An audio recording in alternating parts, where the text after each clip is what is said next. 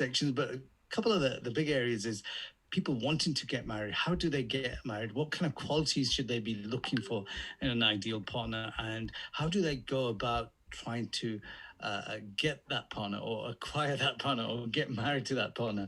And that's, we're going to focus the first part of the show around that.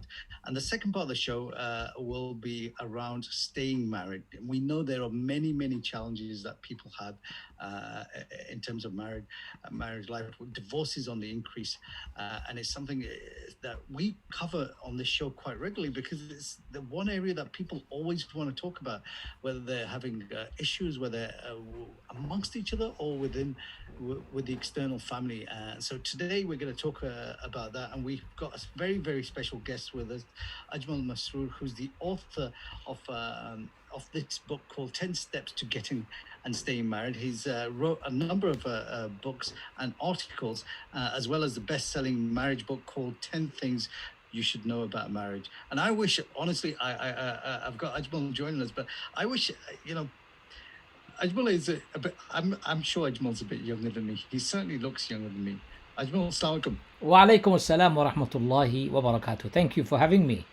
It's nice to see you finally. I've known you for a number of years, but what I was going to say is when I got married 27 years ago, I wish there were books like this when I got married, because there's some really sound advice. And I've been to some of your lectures, and you're really a leading expert in terms of relationship counseling. And Ajmal is also an imam.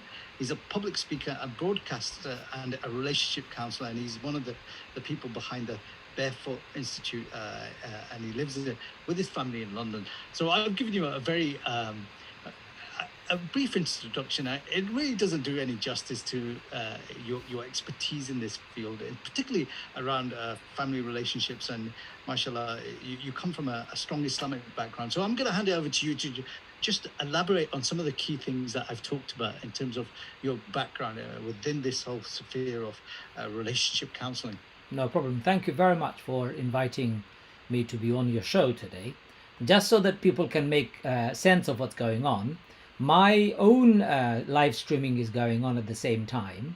So I'm live on my own Facebook as well as my own YouTube, and I'm live on your Facebook, Awaz FM's Facebook, and I'm also doing a live show with you on a live streaming. So people will be very confused today. Some people will be hearing me, some people will be seeing me, some people will be hearing you and not seeing your face. So people will be confused.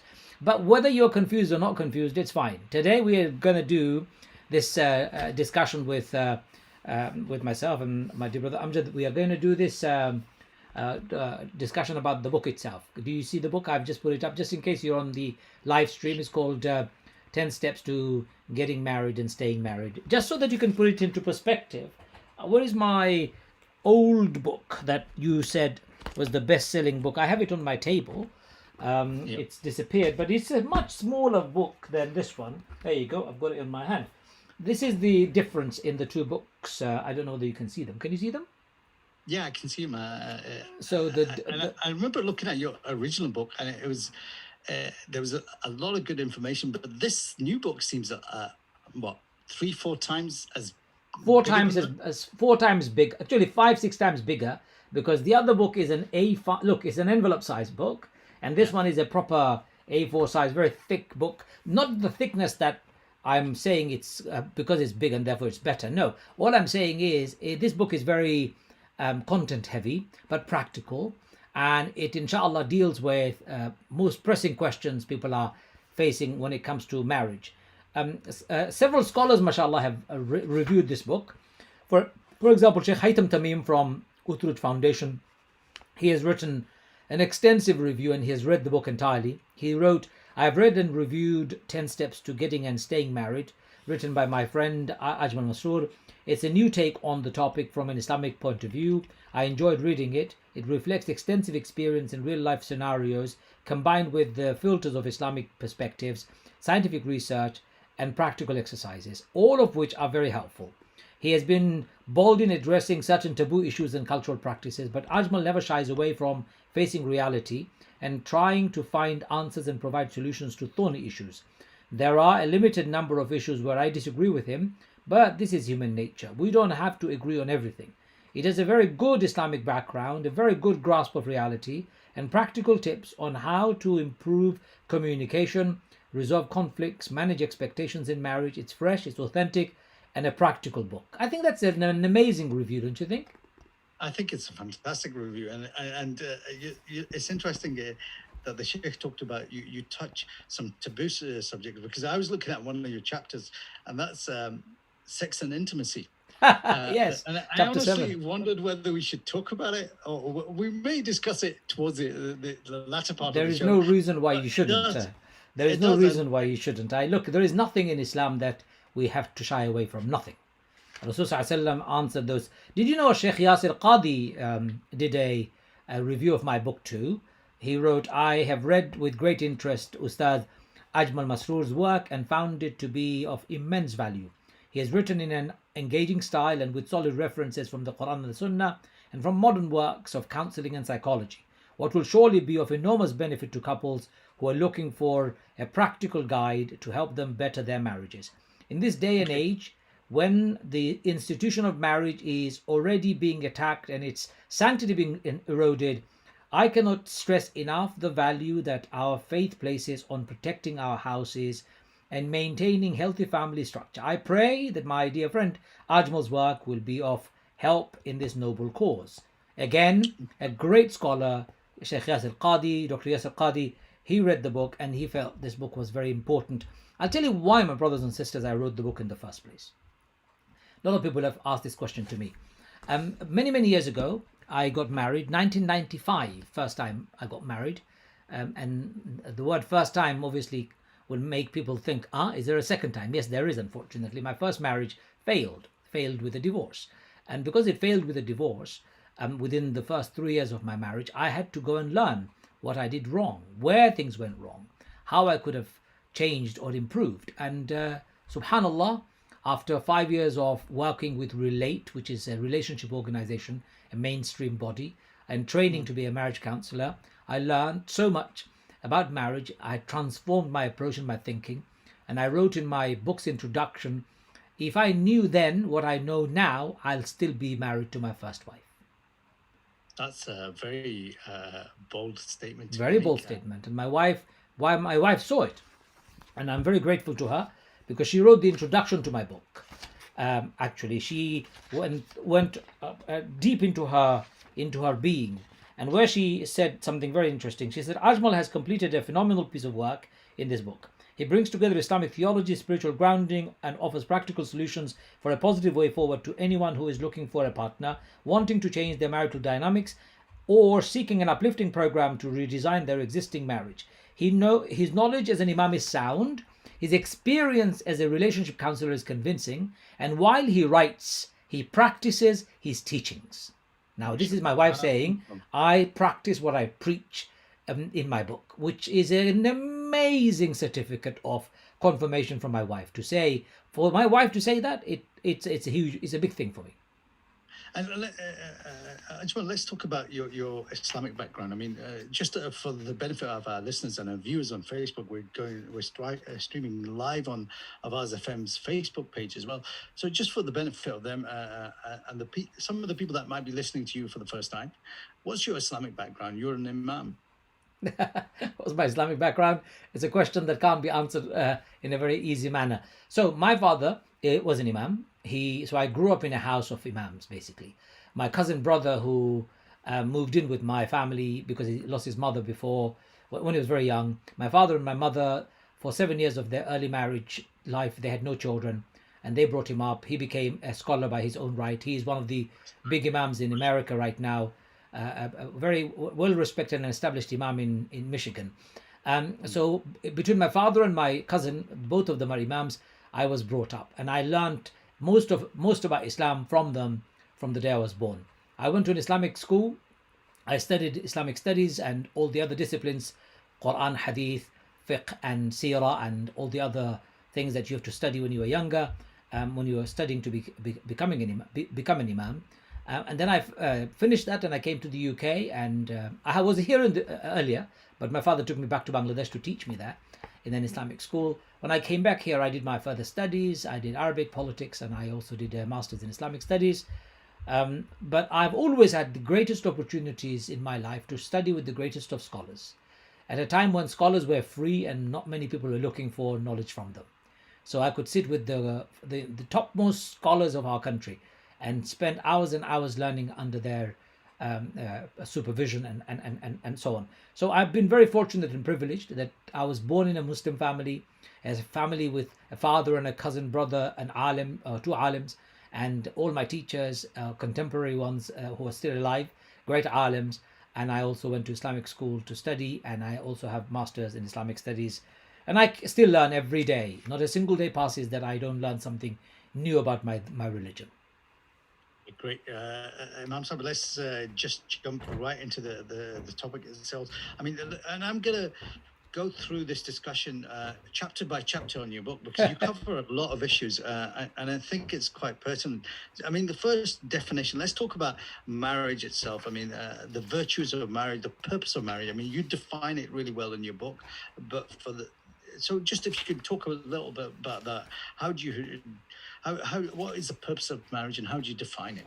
There's one verse in the Quran which I think talks volumes when it comes to marriage.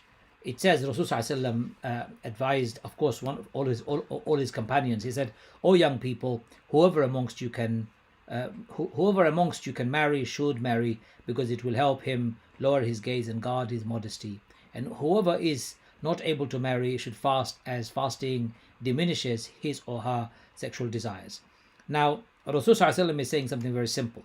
He's saying a person with the ability to monetarily, as well as emotionally and physically, able to afford a spouse should get married. Get married to somebody to start a life together, life of stability and future. In Islam, marriage is highly recommended as it maintains and also balances, provides discipline and boundary, and a commitment that makes you grow very fast. The purpose of marriage is described by Allah in the Quranic verse when He says, وَمِنْ آيَاتِهِ أَنْ خَلَقَ لَكُم مِّنْ أَنفُسِكُمْ أَزْوَاجًا لِتَسْكُنُوا إِلَيْهَا وَجَعَلَ بَيْنَكُم مَّوَدَّةً وَرَحْمَةً إِنَّ فِي ذَلِكَ لَآيَاتٍ لِقَوْمٍ يَتَفَكَّرُونَ. But before I give you the translation to that verse, the Islamic definition of marriage, in my humble opinion, is very simple. It is, marriage in Islam is a social contract between two consenting adults, male and a female, to work together as a partner in pursuit of mutual happiness and satisfaction to establish a family. That's it. It's a social contract of two consenting adults, male and a female, committing together to work together as partners in pursuit of mutual happiness and satisfaction, as well as to establish a family. Now, if you take marriage like that and not use Hollywood and Bollywood as your yardstick and start romanticizing marriage with glitz and glamour and all the impossible things that we see thrown in our direction, you're most likely to survive a marriage. However, if you define marriage with knight in shining armor, coming on his horse, picking you up and flying into the distance, into the sunset, and you living happily ever after in your white and whiter than white dress and your beautiful hair and your looks, I'm sorry, brothers and sisters, to disappoint you. None of those exist in reality. You will not be able to get on a horse with that dress in the first place. No knight in shining armor would now come and whisk you off your feet in the 21st century world. In fact, it would be considered kidnapping. And you'll be the first one to complain about. So nowadays, I think the horse is replaced by the Range Rover or the Maserati. I've seen helicopters. I've seen helicopter coming and landing to pick up the bride and the groom. All of that, such a wasteful, such a frivolous approach to marriage. Well, I get what you're saying, and I appreciate it, but we are bombarded with Hollywood, we're bombarded with Bollywood, this notion of a happily ever after. Even when you're at school, you see the fairy tales of Cinderella, the idea of love and sweeping someone off their feet. Really, are we starting from a terrible starting point? Starting point. Are we already lost before we've even started? Yeah. Set up to fail, miserably fail. Failure in the sense that You are setting up yourself a goal that does not exist. Okay, Cinderella.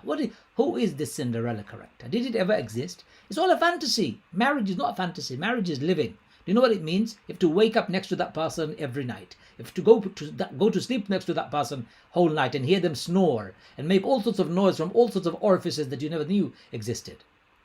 Brothers and sisters, that's can you repeat that last bit again for the benefit of my wife, just in case she's listening? I was saying you have to get married to be next to a person, going to sleep and waking up every night and hearing them snore whole night and making all sorts of noises from all orifices that you never even knew existed. That is the truth of marriage. We all come with our personal smell. Even if we perfume ourselves and have showers, we still do. So the reality of marriage is you have to live with another human being just like you. That's what Allah says in the Quran. وَمِنْ آيَاتِهِ أَنْ خَلَقَ لَكُمْ مِنْ أَنفُسِكُمْ أَزْوَاجًا. Amongst Allah's signs is that He's created a partner just like you from amongst yourselves, a human person, a human species of course, opposite sex, but a person like you, desires like you, feels like you, wants to be respected like you, wants to be accepted like you, wants to be honored like you, wants to be cherished, wants to be loved, exactly like you do. And if that's your starting point, you're most likely going to succeed. But if your starting point is no matter what happens, he has to love me 24 hours a day, and if he doesn't love me and buys me bunches of flowers every day, boxes of chocolate every so often, doesn't send me love letters so often, I don't think he's loving me. I'm so sorry, sisters and brothers. This is an absolute and utter nonsense. You need to wake up and smell the coffee. The reality is marriage is not like that. Marriage is about living with the person with their good, bad and the ugly side. It's about realizing that they are also a human with full of mistakes.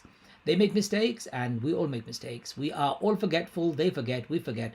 And out of forgetfulness, if we do something, we have to understand that is very human. Partnership is about helping one another. Marriage is about developing that bond that will keep you together. That partnership where you long to be in each other's company despite the flaws. You're overlooking their mistakes because there are so many good things that they bring to your life. The stability, the emotional support, the love, the compassion, the tenderness, the affection, so many things that they bring. The one verse of the Quran that so beautifully describes it. And be conscious of Allah, Allah says in the Quran, and be mindful of Allah, because Allah says amongst His signs is that He has created a partner from amongst yourselves, so that when you're married to them, لِتَسْكُنُوا إِلَيْهَا, you can create a home with them. You can create a safe space with them. You can create a space where you can grow together without fear, without prejudice. Sakina means a safe space, brothers and sisters. It doesn't mean you find happiness and peace in your wife only, and therefore responsibility is on your wife to make your house happy. No. Allah says, لِتَسْكُنُوا إِلَيْهَا. Many people misinterpret this by saying ilayha refers to her. Ilayha does not refer to her. Ilayha refers to the marriage.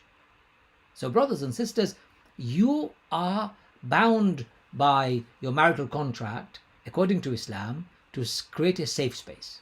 So Amjad, the most important purpose of marriage, as you asked me earlier on, is to create a safe space. When people don't understand that particular purpose of marriage, they make terrible mistakes in life. Okay. Thank you, Ajmal. One of the things that you talk within that first chapter is the changing nature of marriage. So tell us a little bit more about that. What do you mean by that? Has a concept of marriage changed over the last few decades or beyond that? No, I'm talking about changing nature of marriage in the sense that you have changed. Amjad, how old were you when you got married? I was 25, actually. Young, vibrant, dashing young man. Did you have a beard at that time? No, actually, I started to. I had a beard. I adopted a beard a couple of years afterwards, but it was not a grey beard. It was very black. It was very black. But what about? Hold on. Let me dissect you a bit. And in terms of your body weight, were you like this before? Were you slimmer? Were you stockier?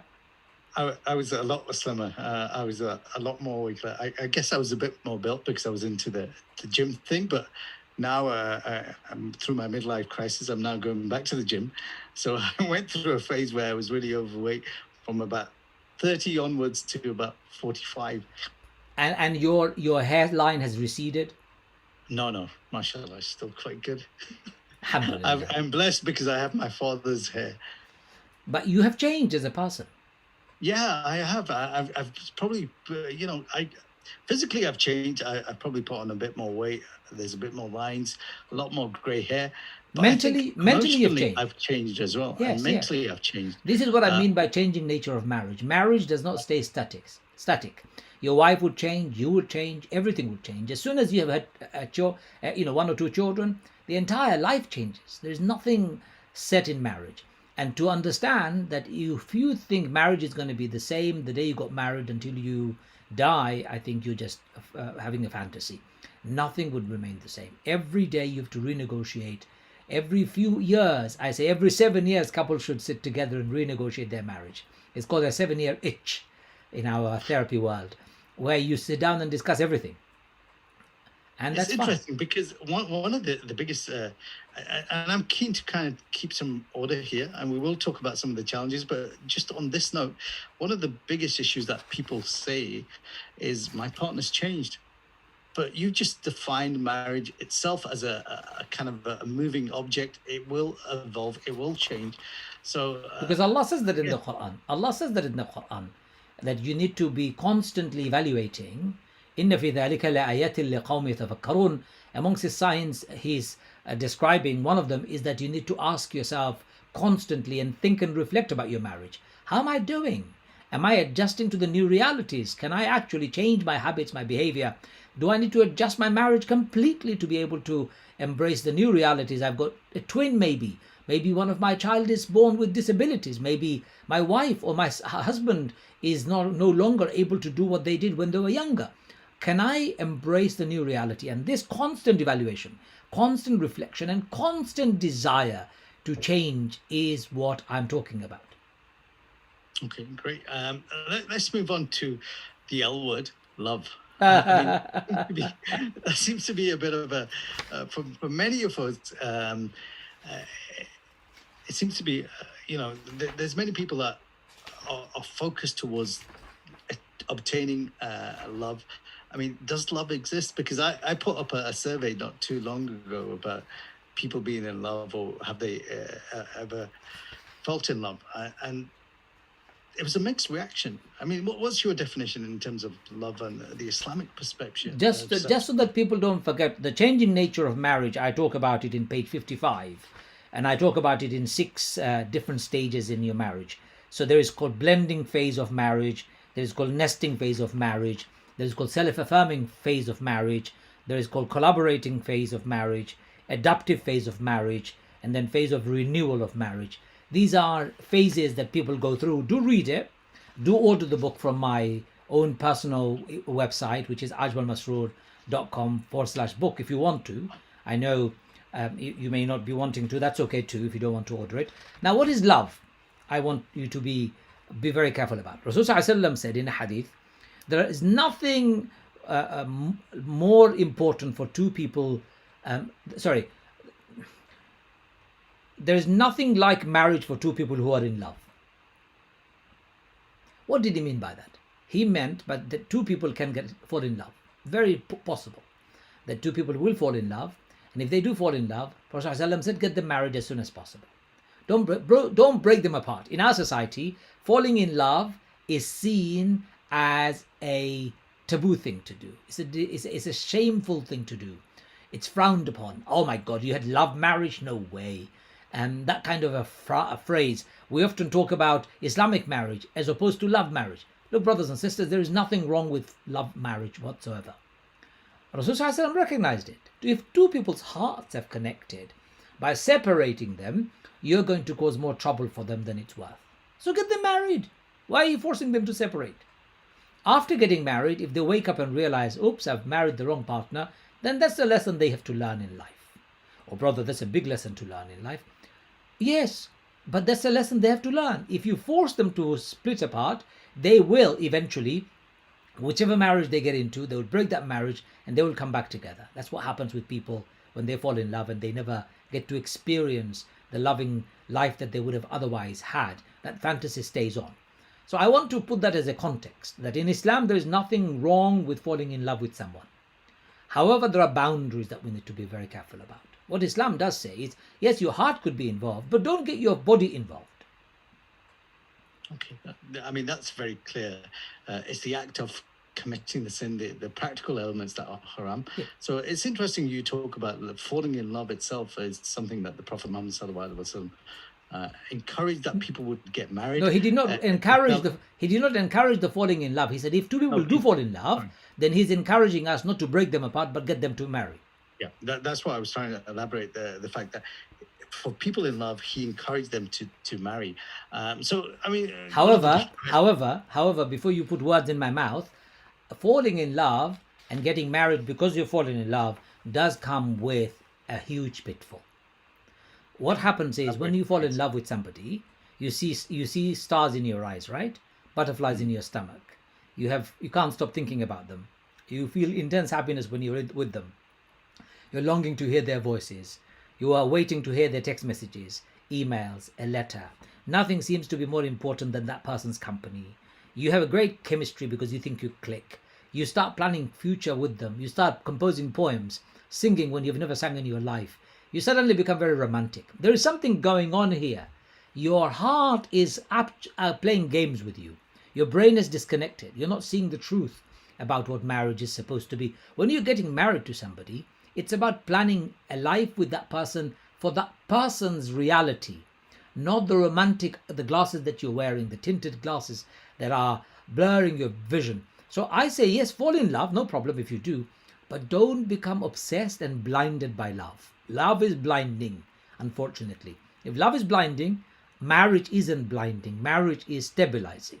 So what would you go for? Marriage or fall in love and get married? I would say, actually, if you have fallen in love, that's fine, but don't use that as the path. 66% of marriages in the UK fail, and more than 90% of the people who got married said they got married because of falling in love. In other words, if you fall in love, there is 66% likely that you'll break up. However, people who did not fall in love and got married, statistically speaking, they stay together longer and their marriages are stronger and more stable.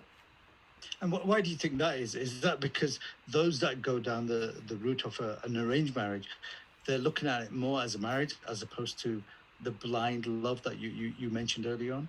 I don't want to call it arranged marriage. Anyone who uses rationale, anyone who uses their brain and does the homework, does the referencing, does the checking of the backgrounds, checks out if this person has got criminal record, it should ring alarm bells in the heads of the person if this person has debt and bailiffs chasing them, has huge number of credit problems, etc., etc. If that's a person that you're considering and you're not really worried about this person's financial dealing, then there is something wrong in your assessment. If the person has a bad character, they sell drugs, or they're involved in criminal activities, or they have had bad relationship with other people, and you don't think about these things when you get married to that person because you've fallen in love, something is wrong with your assessment. So I'm talking about an objective, rational assessment when you get married to somebody, not blinded assessment, because there is no assessment when you're blinded. Okay, Mrs. Akala, Ajman, we need to take a short ad break. We'll be back in about 2 or 3 minutes. If you've got any questions for Ajman, then do call us on 0141 420 1072. And as I said, we'll be back in about 3 minutes. Broadcasting live from Glasgow to the rest of the world. 107.2 Awaz FM. Ajman, how's it going? Thank you very much. Just so that our viewers know what's going on, I'm just going to explain, because I'm on a radio station, brothers and sisters, that is also doing a live broadcast with us. So now you will hear lots of adverts playing at the background. Don't worry, it's not adverts from my Facebook page or YouTube page. It's coming from our Awaz FM. Maybe we'll just keep that down a bit. But if you're watching us, we're doing a broadcast on my book on 10 steps to getting and staying married. Brother Amjad, go ahead. Yeah, so what we're going to do is you've kind of touched on it already. We're going to focus a little bit more in terms of what kind of qualities should you be looking at in terms of. Okay, so can we finish the love conversation just so that we know where we're going, and then we can go into what should you be looking for? We'll come back to love, and then we'll focus that. The only thing is we are quickly running out of time. What time are you planning to finish? 9 o'clock, bang on. We've got plenty of time. We've got 1.5 hours still to go. Inshallah. But very good. Jazakallah khair. And so we'll be back on air in the next 1 minute, no problem. 40 seconds. No problem. अच्छा, you figure not. मैं मेहमानों दा सारा खाना You can put me on mute now. Albert drive तो हुणे लेके आउना आजकल तो उन्होंने स्पेशल ऑफर भी लाई हुई है कि any 3 12 inches pizzas for only 15.99 ਦੇ ਤੇ ਉਹ ਵੀ 20 ਮਿੰਟਾਂ ਚ ਰੈਡੀ ਤੇ ਇਸ ਦੇ ਨਾਲ ਪੈਰੀ ਪੈਰੀ ਚਿਕਨ ਰਾਪਸ burgers ਅਤੇ fried chicken ਵੀ ਮਿਲਦੇ ਆ ਉਹ ਹੁਣ ਤਾਂ ਚਿਹਰੇ ਤੇ So if you're watching on my Facebook Live and YouTube Live, I know you can hear an advert going at the background. Don't worry about that. Just take a couple of minutes break. Inshallah, we'll continue when we get back. And remember, you can also order via Just Eat and Uber Eats. यार भला कोई पूछे आ day to day business run करना किते सौखा काम है ऊपर तो टैक्स VAT पेरोल ते होना पेंशन वर्गे होर पंगे आ ता Brother Amjad, brother Amjad, do you want to put your adverts बहुत ही घट फी on? That's it. So I don't have to hear it. Just talk to me. I said you can put the volume down when it comes to the advert feed to me. I can. It's probably not possible, is it? It's not possible. Okay, carry on. It's absolutely fine. Don't worry about it. As soon as we put the volume down, it'll stop going on. No, don't do that. Carry on, please. It's absolutely fine. We can show you how to save money on a kitchen. We've got 20 seconds anyway. We're going to go back live. Pricing code Imran 41 Sheikh Morrison said Street, that. Glasgow 0141 420 3753. Awaz FM, broadcasting on 107.2 and online straight from your smartphone. Welcome back. You're listening to Amjad Bashir. This is Avaz FM Talking Point, and today's topic is about 10 steps to getting married and staying married. And we've got a special guest, Ajmal Masoor, all the way from London, who's joining us. Assalamu alaikum, Ajmal. Wa alaikum assalam wa rahmatullahi wa barakatuh. So just prior to the break, you were talking about love. So let's continue with that kind of theme. Somebody from my own Facebook page says the adverts are very amusing, and somebody wants to order a pizza from somewhere in the country. I don't know where they're from. If you are in Scotland, you can. Otherwise, you can't. Otherwise, it's going to be a major delivery charge. I know. Imran Sheikh says, yes, me too, hot pizza. Here is a poem that I wrote about love. Love, and I wrote, what really is love? I hear myself questioning. I keep on dreaming I have been looking for love, perfect as a white dove. In the darkest moments, my heart's longing, my desires response, you could be the love I've been yearning. In my loneliness, I wish for a tender look, loving words in your very private book. You can be the love I've been craving. In the depth of my emotion, I feel a deep sense of rejection. Am I not enough to be loved and cherished, left alone only to be perished? I am not that tough. I wish for a gentle touch. In love and affection, I live in constant consolation. I hope for your fondness, warmth, care and kindness. You could be the love I've been waiting. In the night of darkness, world's silence and stillness, I lay on my bed feeling, needing love and healing. Who is going to love me with all my imperfections, blemishes and limitations? Love is the spark of life, healer of soul's strife. As the heart beats, love happily waits for the truly right moment to strike the least expectant, for I am looking for love. I wrote this poem when my wife was away for a couple of years living in another country, and when she read it, she got very worried. She said, oh my God, what's happening to my husband? he must be really needing love somehow from somewhere. Ladies and gentlemen, William Shakespeare said, love is blind and lovers cannot see. Aristotle said, on the other hand, love is composed of a single soul inhabiting two bodies. Now, somebody else, a philosopher by the name of Khalil Gibran, said, the chemist who can extract from his heart's elements compassion, respect, longing, patience, regret, surprise and forgiveness, and compound them into one, can create that atom which is called love. What does Quran say about love? In the Quran, love appears in several ways in different words. For example, the Arabic word hub is used in the Quran, which means affection. Mawadda is used in the Quran, which means love. Mahabba is used in the Quran, which means attachment. Ibn Hazm and Al-Ghazali very beautifully summed up the concept of love in their writings. For example, Al-Ghazali wrote, "It is, in its ordinary usage, love means the soul's inclination to something which suits it and pleases it. In other words, love brings people together towards feeling attracted to all things beautiful and pleasing." Ibn Hazm wrote, "Love is neither disapproving in religion nor prohibited by the law, for every heart is in Allah's hand." He continued, "In truth, love is a baffling ailment, and its remedy is in strict accord with the degree to which it is treated. It is a beautiful malady, a most desirable sickness. Whoever is free of it, it likes not to be immune, and whoever has been struck down by it yearns not to recover." Ibn Hazm then describes, and this is the last part, if the cause of love were physical beauty, the consequence would be that nobody defective in any shape or form would ever attract admiration. Yet we know of many men actually preferring the inferior article, though well aware that another is superior, and quite unable to turn his heart away from it. Again, if love were due to a harmony of characters, no man would love a person who was not of like purpose and in concord with him. We therefore conclude that love is something within the soul itself. Love exists, but it's a noun. You have to work for it. Love exists. You have to work together to build it. Love exists. It matures with time and evolves with time. Love does exist, but it comes from Allah in the form of mawadda, a complete and fully formed heavenly love that keeps you together.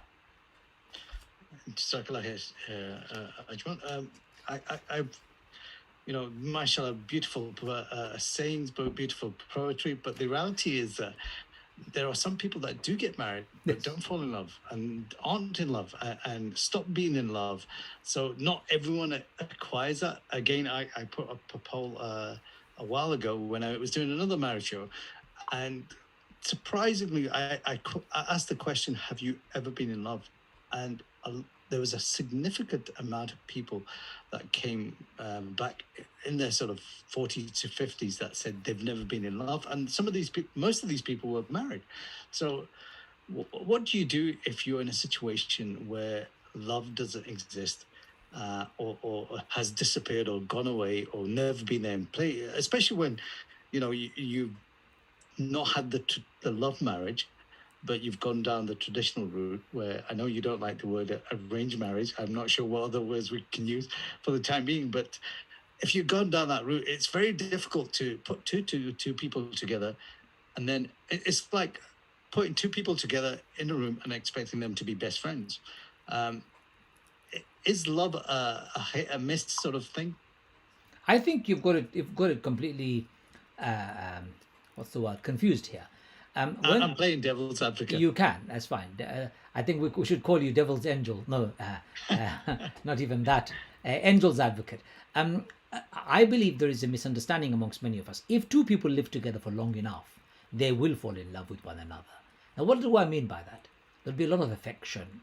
There'll be a lot of mercy, a lot of kindness, a lot of tenderness, a lot of human quality that without which we can't survive. I'll have sympathy for a cat or a dog if it happens to live in my house. We've got a neighbor who has got a three-legged cat. Lost one of his legs in a car accident. And my kids have fallen in love with that little cat. Comes into our house often, or sometimes lives in our house thinking it's his house. Now, it's a very human thing that we all are born with a second nature, in fact, innate nature to love and be in love. So if somebody says, I don't have love for my husband or my wife, or I've fallen out of love, I think they're being unfair to themselves. Yes, you do have love. because your love manifests in the mercy that you have for them. Your love manifests in the goodness that you demonstrate for them, the time that you spend, the patience that you demonstrate. It's in the acts of generosity, the moments of silence that you spend with them, sitting next to them, perhaps just not doing anything. All of those things are indications of love. If from your heart you feel anger and resentment towards your partner, that's because perhaps they've done something to make you angry and upset. But love for another human being or even an animal would never disappear. Why would it disappear? Where would it go? A lot of people say, oh, I'm living in a loveless relationship. What do you mean by loveless relationship? Is your spouse a hostile, aggressive, abusive person? Then you should not be in that relationship. But if your spouse is kind and genuine and authentic, perhaps they don't know how to express their affection, which is more to do with their emotional intelligence. It does not mean that they don't have love for you and you don't have love for them. We need to sometimes sit down and rethink before we start using such powerful and emotive language. Oh, I'm not in love with you anymore. How can you fall out of love when you have loved somebody? There is a saying of the Prophet of Allah Sallallahu Alaihi Wasallam where he said, if you love somebody, don't love them too much, just in case you have to hate something about them. And if you hate somebody, don't hate them too much, just in case you have to love them sometimes. So everything must be done in moderation. And if your desire and if your expectation is based on such height of extreme, you'll always feel, I'm not getting enough. So therefore, the love has disappeared. I'm no longer in love. And the only alternative I have is to leave. I hear what you're saying, and I agree with it. But many people have come back in sort of previous shows, and we've had a lot of feedback in the past. Not everyone does find themselves in love, because sometimes it's a case of whoever they're married to, there's an incompatibility issue. They don't get on. There may be chalk and cheese. There's often issues such as control in place, whereby people are vying for control within the relationship, and that affects their kind of intimacy, and it affects their relationship to each other. And I get what you're saying, but you surely you can acknowledge that there are people there that aren't in love and never been in love and can't even get to that level. Look, there is a fundamental expectation that we need to really address here. Are human beings incompatible? Answer is no. Every human being Allah has made compatible. That's why we are human. I'm not compatible to an animal. Of course. I am compatible to every human being under the sun. Actually, the problem is, am I willing to be compatible? Am I willing to sacrifice some of my egotistical point of views, some of my selfish streaks, some of me time, some of my very eccentric self, some of my paranoias that I carry, some of my, what's the word? Somebody who is often obsessed with the self. There's a psychological term, I've forgotten the term. Narcissism. Some of my narcissism that I carry within myself. If I'm not willing to forego some of those and create a space where I can actually build a relationship with someone, then of course I'm not compatible. In fact, it's not about compatibility. I'm just damn foolish, selfish individual. Okay. You can't get any more chalk and cheese than my wife and I. Completely opposites. She's Hungarian. She's Hungarian, brought up in a communist family, was never religious. She embraced Islam, and well before I got married to her. When I got married to her, very quickly I realized, oh my God, we're so different. I'm ethnically Bangladeshi, born, brought up in the UK, have a die-hard religious background, an imam, blah blah blah. We can't be more different, and yet we've made a marriage for the last 20 years work by compromising, sacrificing, and negotiating our marriage very often. MashaAllah, that's great. But it shows that sometimes different people there's attraction to different people. You can work together, and it's interesting what you said about, you have to let go of some of the egos, and it's about compromise like everything else. But let's step back a bit. When someone is looking to get married, what are the kind of key things that they should be considering in their spouse? You've already alluded to some of these issues, and what are some of the challenges, the modern day challenges in terms of finding suitable rishte?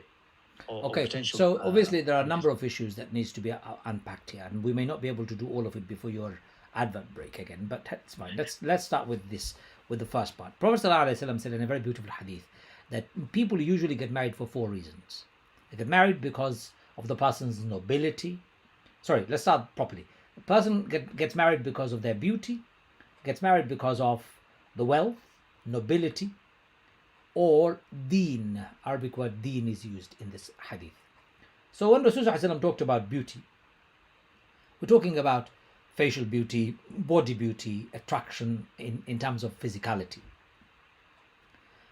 Now, brothers and sisters, please tell me, what is that physical attraction that you think you are attracted to? I remember one sister, I'd been counseling for weeks upon weeks, and she's taking counseling from me because she can't find the right spouse. She meets and she constantly says, no, everyone is not good enough, blah, blah, blah. She's getting very old. She can't find anyone. What should she do? So I said to her, look, my sister, you need to reevaluate, rethink where you're going and what's going on. Your criteria needs to be examined, re-examined, and evaluated properly. So we sat down and I asked her, tell me, name me a person that you think is attractive for you. You know what she said? Oh. Brad Pitt. And I said to her, did Brad Pitt manage to hold down his marriage with Angelina Jolie? Oh. I said to her, he couldn't. And my dear sister, Brad Pitt is not available for you. So let me give you a shock therapy. You're not Angelina Jolie, and Brad Pitt is not available for you. So now tell me, who are you looking for? And she was so upset by my statement. But I had to give her a reality check. I had to give her a reality check. I remember another sister who said, I don't like most guys I meet because they've got a huge nose. Their nose are too big. You know, that's how shallow some of us have become. I don't like that sister because her body is of a particular shape I don't like. I don't want to get married to that sister because she's short. She's chubby. He is this. Brothers and sisters, these are fickle, very thick. And I use the street slang word, very thick in that sense. They're really not really deep. They're shallow approach to finding a human being attractive. Every human being is beautiful. You just have to look beyond the face. Do you know, Amjad, if you're addicted to a face, the person that you wake up every night, every morning, after having a night's sleep with them, every morning you see them, that person becomes boring for you after a while. That face is no longer as attractive as it was when you saw them the first time.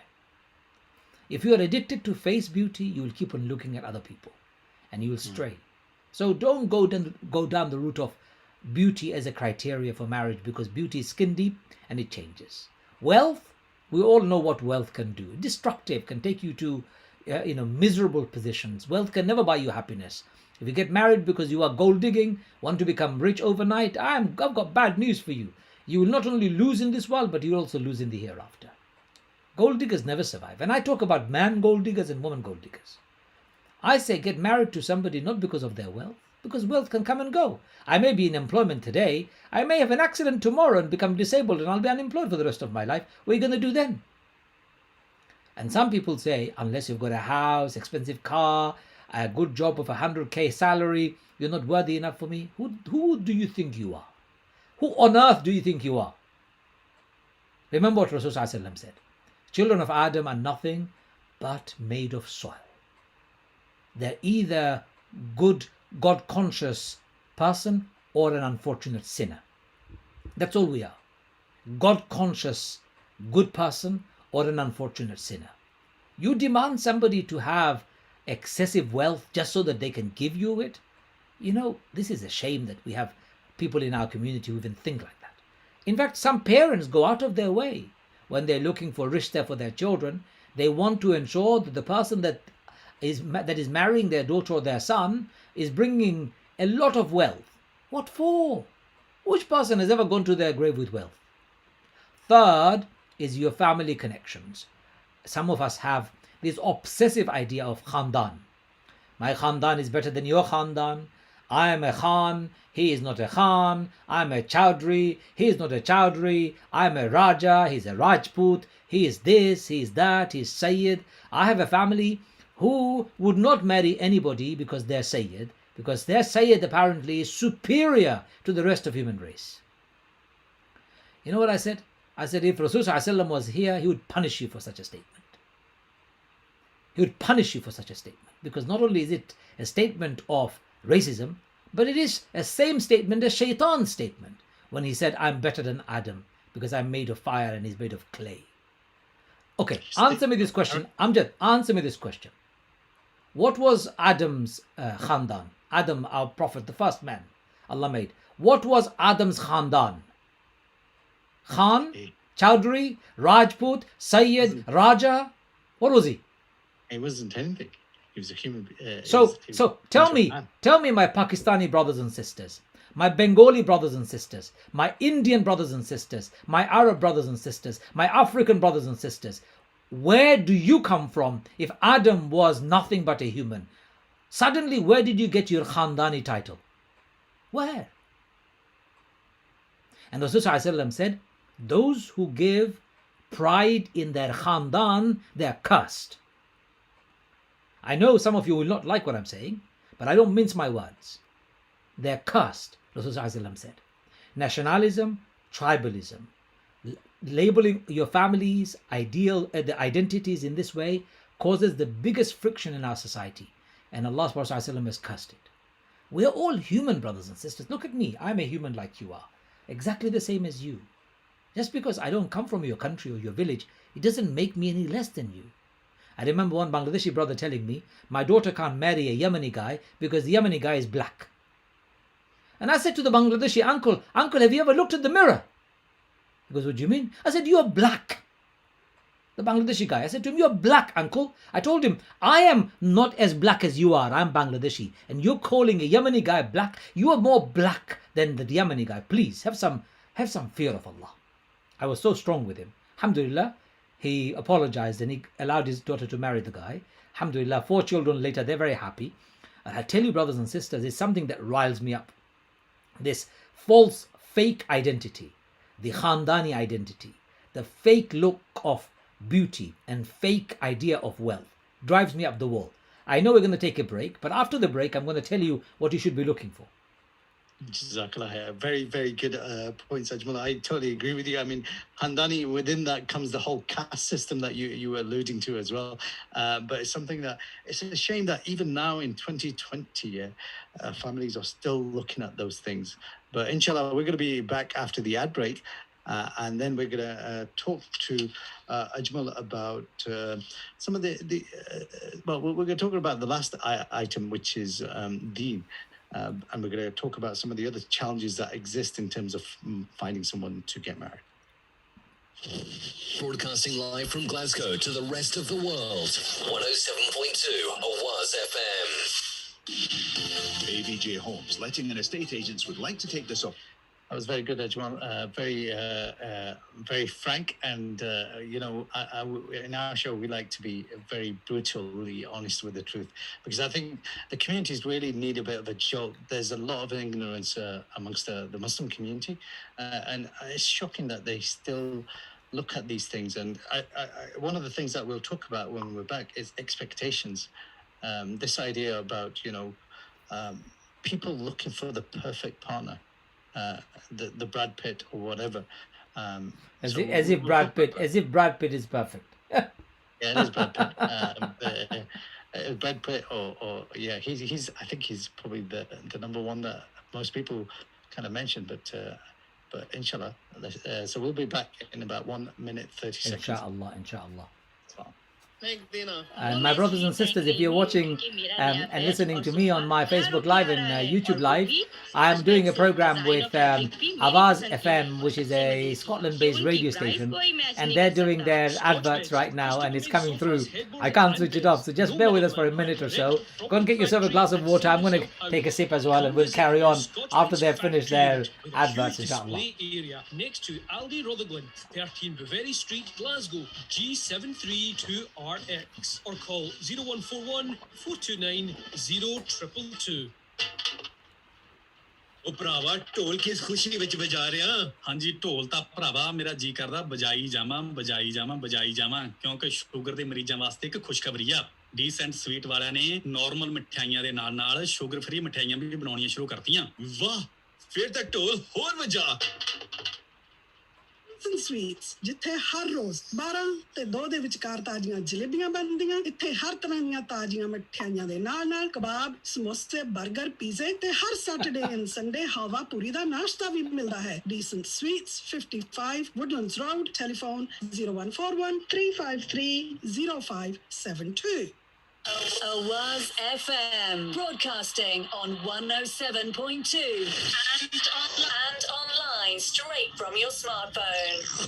Welcome back. You're listening to Avaz FM. My name's Amjad Bashir, and I've got Ajmal Masroor with us today, and we're talking about the 10 steps to getting and staying married. And prior to the break, we were talking about the qualities that you should be considering when looking for a marriage partner. So Ajmal, the last one was Deen. So let's talk about that.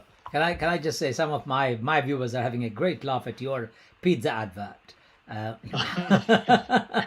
Well, to be honest, after all that talk of pizzas, I'm actually getting very hungry. You know, I'm on a carb-free and sugar-free diet. I've been on it for the last month or so. So there is no pizza for me, alhamdulillah. No chocolate, no sugar. And I'm enjoying it. That explains why you're looking so young. Look, as we were talking, a message came through, and somebody just wrote, "Salam, I've now received my book, which is talking about the book that I've written, and the person ordered, and they've just received it." And the person wrote, "Alhamdulillah, just after reading the background of the book, my husband and I had a discussion about our previous relationship. We both have been married previously, and openly talked about it.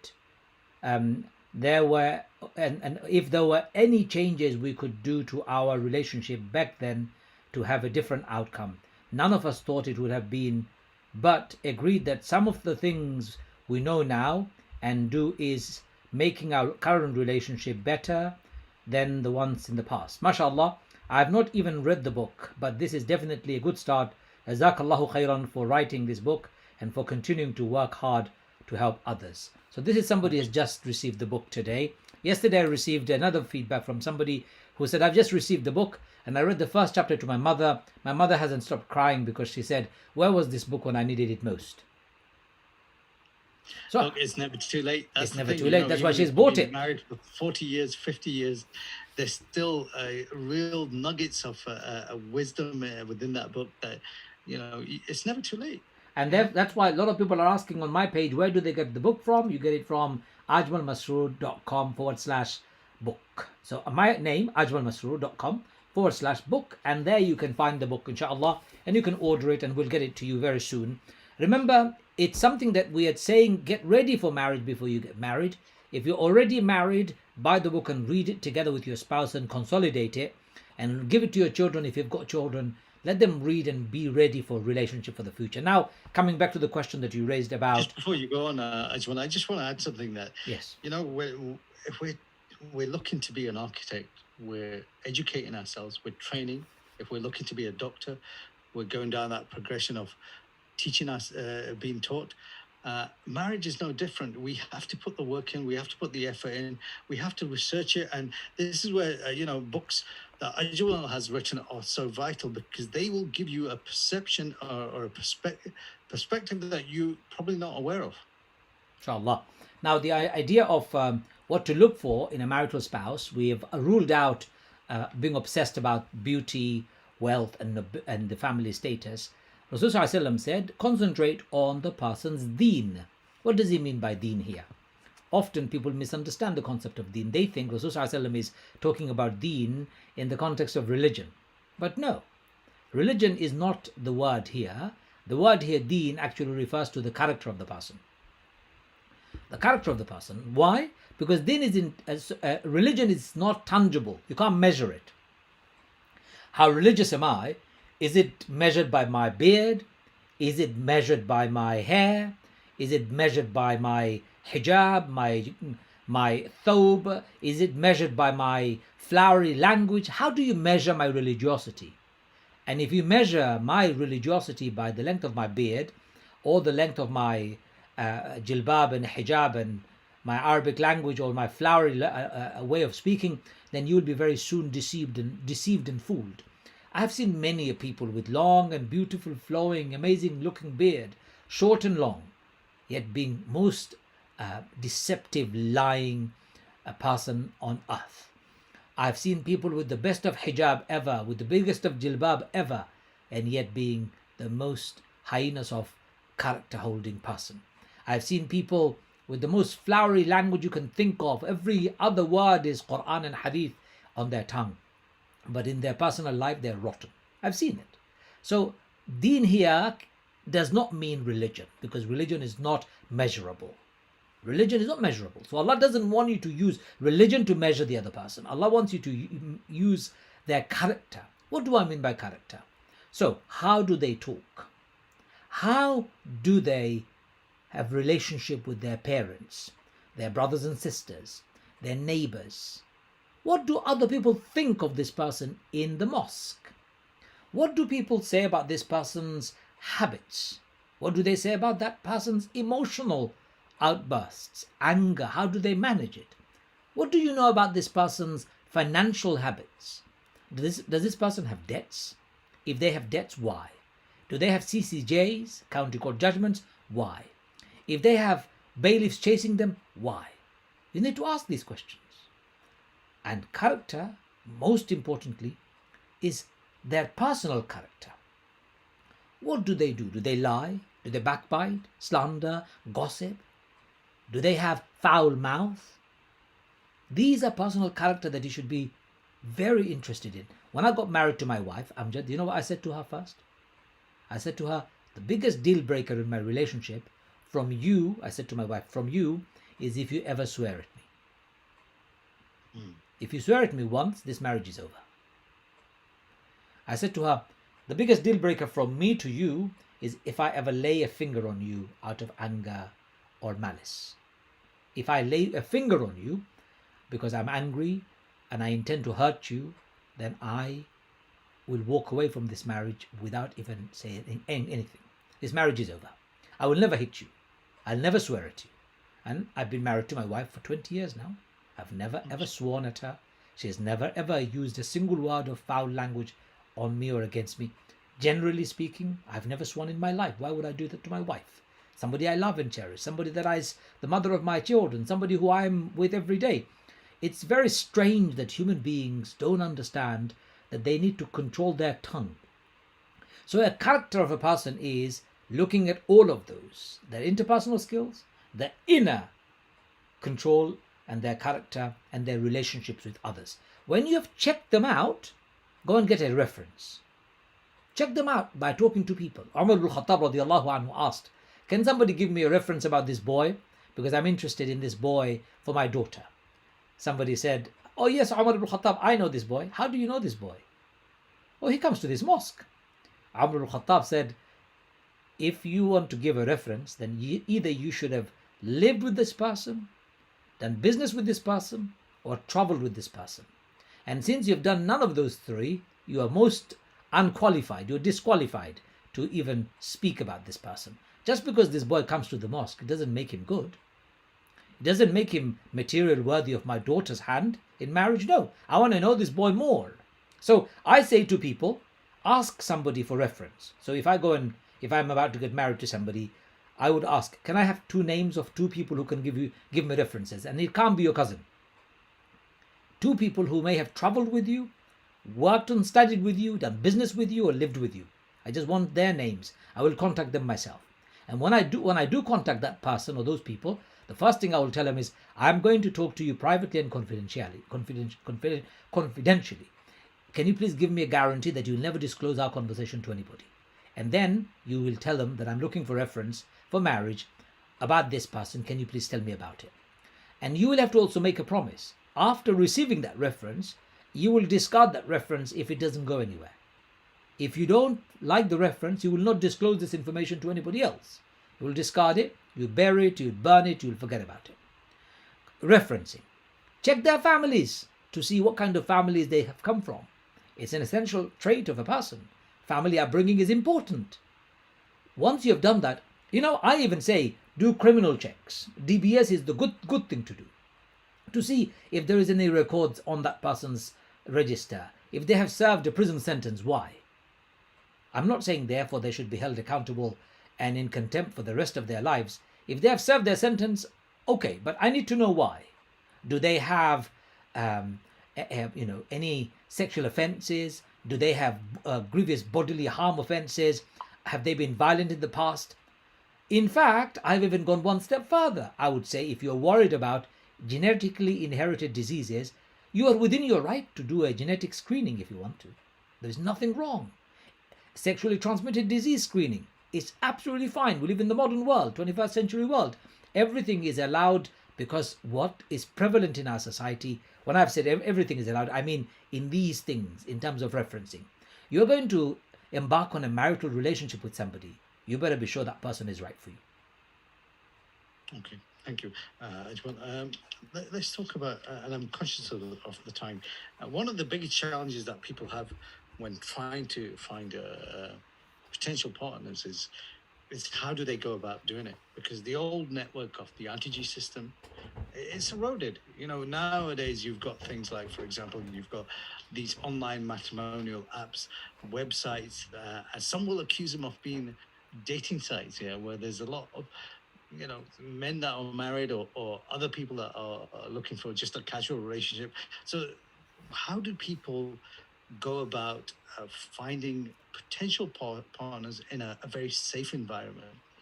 Well, we should have had this safe environment created in our mosques by our imams. But unfortunately, I believe they've failed. Because they've failed in doing this very basic thing, I see every reason for all of us to really now, when I say every reason for it, I believe, brothers and sisters, the mosques should be the focal point of connection. A family should be coming together. People should be praying, should be interacting. There should be social activities, leisure activities, play activities. That's how you get to know each other. In absence of that, unfortunately, there are many other avenues you have to explore. I don't have a problem with people going on websites and apps as long as you know your limitations. So in Islam, what are the etiquettes of looking for a spouse? I've written about it in my book extensively as one additional chapter to 10 points, by the way. So 10 steps. You get an extra bonus chapter in this book called How to Get Married. It's completely separate, but it's not even numbered. It's right at the end. And it's a dedicated chapter for anyone who's looking to get married. So, brothers and sisters, I've asked you already, when you're getting married, or I've explained, look for the person's character. Get the references correct. Once you've got the character and the reference right, make sure your heart is not involved before you have informed your parents. Tell your parents that is what you want to do. Or get your parents involved even earlier so that they can do the character referencing. Check out the families. And if you're serious about this person, take it to the next level. Now, before you get to that next level, you're allowed to meet this person. You're allowed to talk to them. But what you're not allowed to do is sexualize your conversation. What you're not allowed to do is take this level of conversation to a level where your mind will be clouded because you become obsessed by sexual encounters that you're having with them or conversation that you're having with them. Your hormones are determining your future. You don't want any of that. So if you are going to look at your spouse to be, after doing that, getting parents involved and meeting in public space with full information to people who know you, don't go and go into a private space with them. Get Should your you be nikah. chaperoned? Chaperoned or no chaperone, as long as it's a public space, it's fine. 21st century world, chaperoned is it's not something that I'm too fussed about.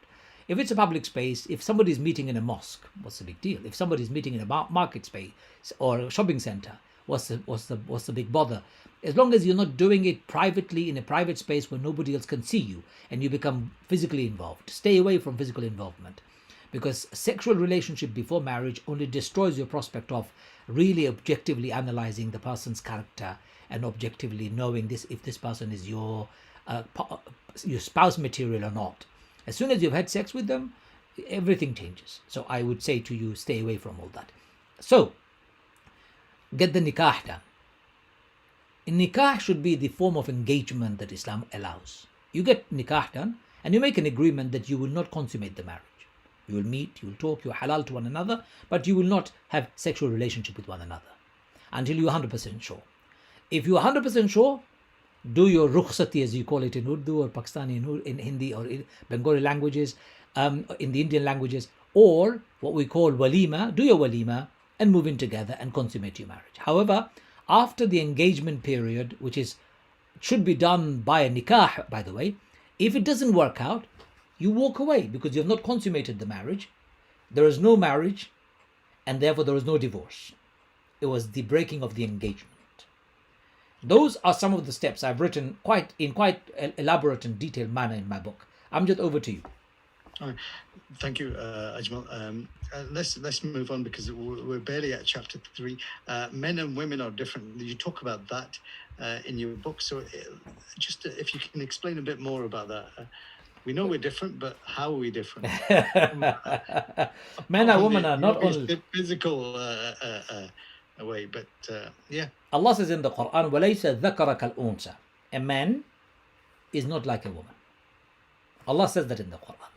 We are different in the way we express our emotions, in the way we feel, in the way we think, in our logic, in our communication, in our comprehension, in our expressions, in our perceptions. We're very different. In fact, a huge science has developed at the back of the differences between man and woman, major differences. I have written extensively about it. Some of you may not agree with it. That's fine. I don't write because you would agree. I write because you think. I've made a long list, and I have written in page 102, men tend to prioritize logic over women. Women tend to prioritize emotion over logic. Men tend to need a reason to talk. Women tend to need no reason to talk. Men tend to use 95% of their attention. Women tend to use 100% of their attention. Men tend to do one thing at a time. Women tend to multitask and multithink.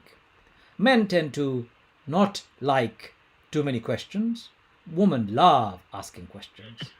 Men tend to long for appreciation. Women tend to long for understanding. Men tend to want immediate solution. Women do not want immediate solution necessarily.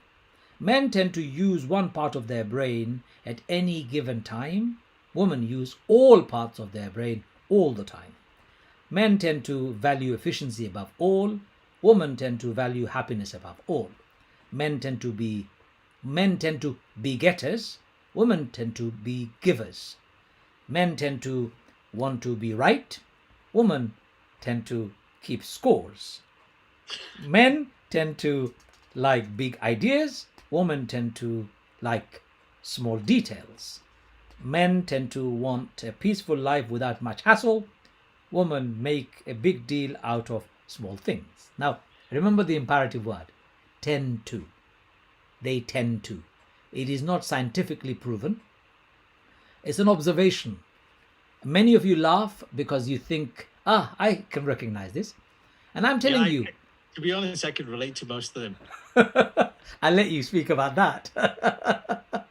But this is quite. I mean, although it seems funny, but there's a lot of truth behind that. The men and women do think very differently. They do act very differently. There's a famous book as well.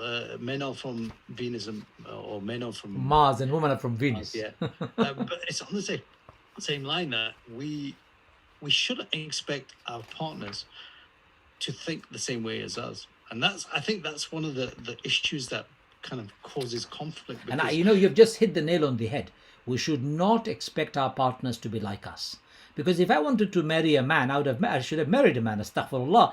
But I married a woman, and my wife has married a man. And if she wanted a woman, why she married me? So I should not have to force my wife to be like me. And my wife does not need to force me to be like her. We need to accept each other for who we are. I need to celebrate my masculinity.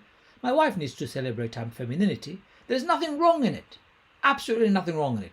As long as you're not a male chauvinist or militant feminist. As long as you know how to balance. And in Islam, I don't have a gender fight. I don't believe Islam provides any space for gender fight. What Islam provides is gender parity, gender equity. Between man and woman is a partnership. وَالْمُؤْمِنُونَ وَالْمُؤْمِنَاتِ بَعْدُهُمْ أَوْلِيَاءُ بَعْدٍ. Allah says a believing man and a believing woman are a protector of one another. What kind of protector are you going to be if you're going to be constantly fighting over, you're a man, I'm a woman, I'm a man, you're a woman? That's not a protective environment. It's just a silly environment. We're not competitors. We're complementing one another. Allah has created us as amazing partners. Let me give you an amazing verse, Amjad. It will blow you away if you haven't heard it before. Listen to this from the Quran. Surah 33, verse 35. Listen to the Arabic first, and then we'll talk about the meaning. Allah says in the Quran, Bismillah. إن المسلمين والمسلمات والمؤمنين والمؤمنات والقانتين والقانتات والصادقين والصادقات والصابرين والصابرات والخاشعين والخاشعات والمتصدقين والمتصدقات والصائمين والصائمات والحافظين فروجهم والحافظات والذاكرين الله كثيرا والذاكرات أعد الله لهم مغفرة وأجرا عظيما. Do you know the meaning of this verse? The meaning of this verse is even more profound.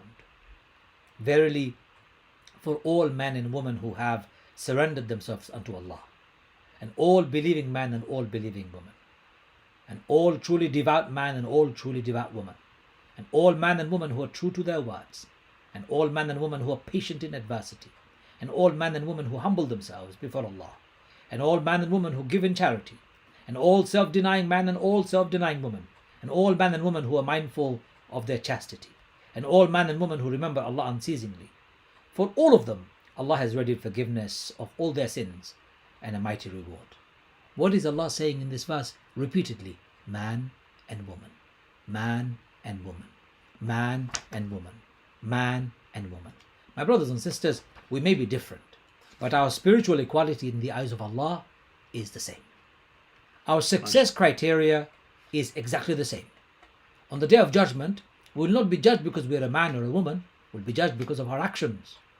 So when I look at somebody next to me, if I look at somebody next to me, I don't look at them because they're a man or a woman. I told my wife this the other day.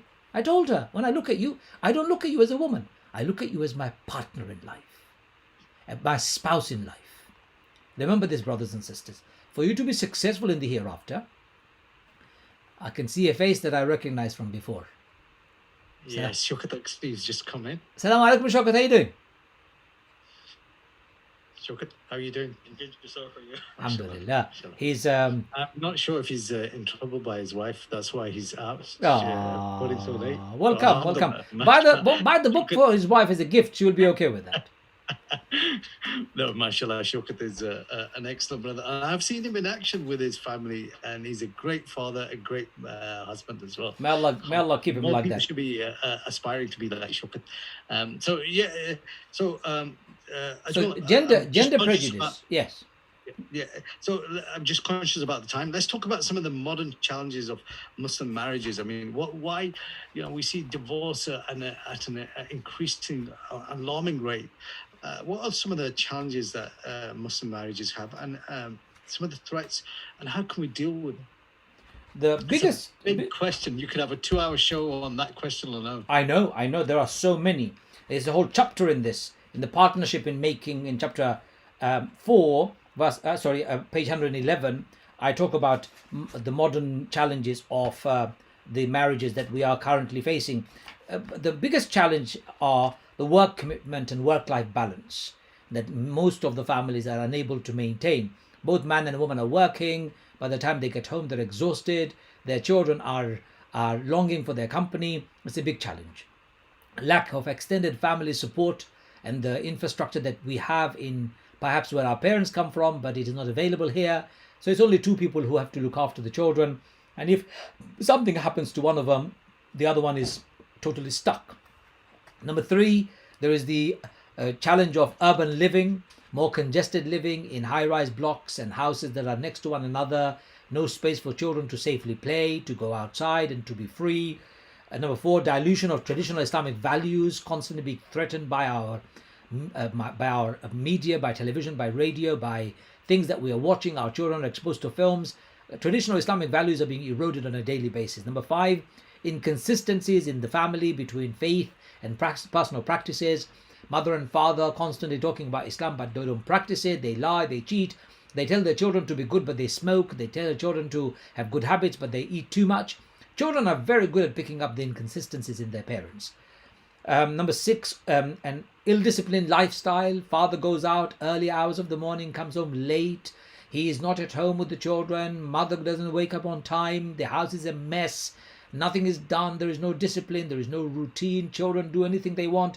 Ill-disciplined lifestyle is a major problem for our modern life. Number 7, cultural blindness towards our culture as opposed to Islam. Religion of Islam is something that should be central to our life. In the UK, where culture plays a very confusing role, am I Bangladeshi, am I Pakistani, or am I just Muslim in Britain? I'd rather be a very happily confident Muslim in Britain with Bangladeshi heritage. I'm not interested in the little squabbles and all the troubles some of the cultural quirks bring with me. I'm not interested in them. I'm more interested in having a peaceful life. Number 8, a cultural inferiority complex in our society here in which we live. Many families do not create confident Muslim families. We give rise to our children, but we don't give them confidence. So those are the modern challenges of our time. And I tell you, my brothers and sisters, the way to get this sorted out is by investing in your knowledge base. So please buy the book again. I recommend it again and again. Buy the book again and read it with your children and your family. Read it thoroughly. Knowledge deficit is the biggest problem we have. Get the Quran and read it with your children every day with meaning, and reflect on what you have read. Study the history of the world. Do something together. Create confident Muslim families. Practice what you preach. Spend more time with them. Have fun with them. Otherwise, you'll risk your family and they will just go down the pipes. Jazakallah. I again put up a survey before the show about what some of the challenges people felt that they were coming across, and finance was another one. This idea of control, this struggle to sort of, vying for control. Who wears the pants in the family? In between the relationship and extended family, and that's something we're going to talk about a bit later on. So. Some very interesting points put there by Ajmal. We're going to now move on to a couple of other areas. I mean,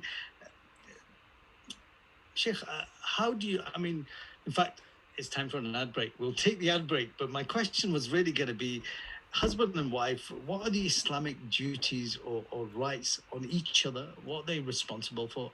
And we're going to extend that. One of the questions that I also got prior to the show was, many people are living with the in-laws, and there's expectations by the in-laws that, the daughter-in-law can't go and see her family. What kind of rights do the in-laws have on each other, or do they have any rights? So we'll talk about that just after the ad break, and we're going to be back in about roughly 2 or 3 minutes, whereby we're going to come back to Ajmal and discuss some of these points. Broadcasting live from Glasgow to the rest of the world. 107.2 Awaz FM. If you've tested Mashallah, show's going really well. We're kind of rattling through some of these points. Nearly to the end, last 20 minutes, right? Yeah, we've only got 20 minutes and we're on chapter 5. Well, you won't be able to cover the entire book for sure. But it's good.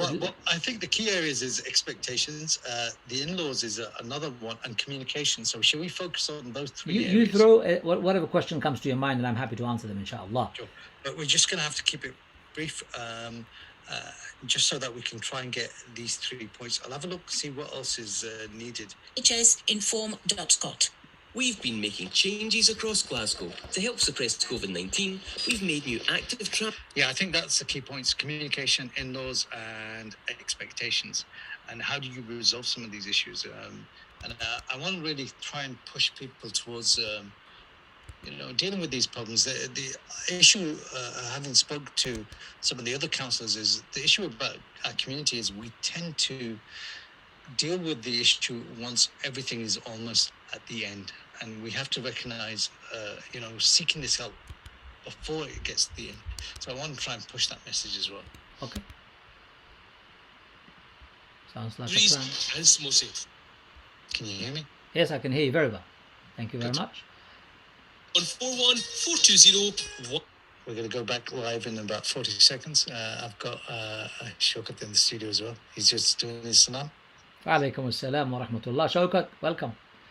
Welcome. This is your boy Jav from Mawaz Breakfast, and I've teamed up with my true love, Bars Island Brew and Batley's Cash and Carry for the 12 days of Christmas to give you a chance to win goodies every morning. So make sure you tune in Monday to Friday, 8 till 10. Carry on.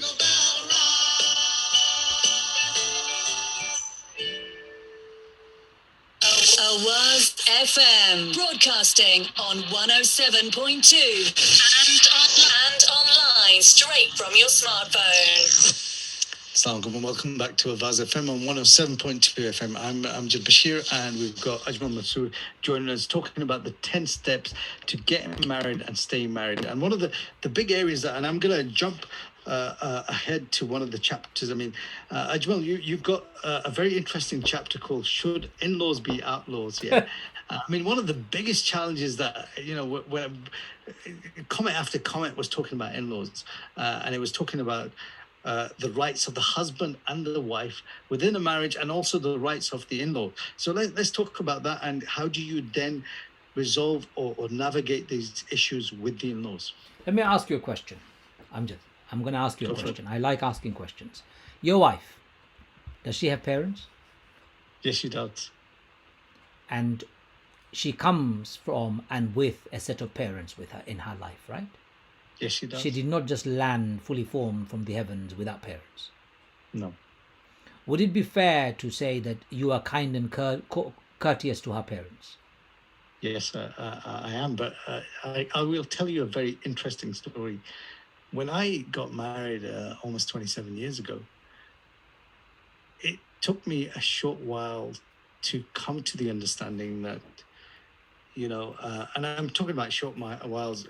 Maybe I was mature enough to handle marriage at that point, but it suddenly dawned on me that my wife loves her parents just as much as I do, and she's got every right to ask for the same things from her parents and have the same things that I want for my parents, and she has the right for her parents. It doesn't matter. And I think I was caught up in the whole culture, the cultural baggage that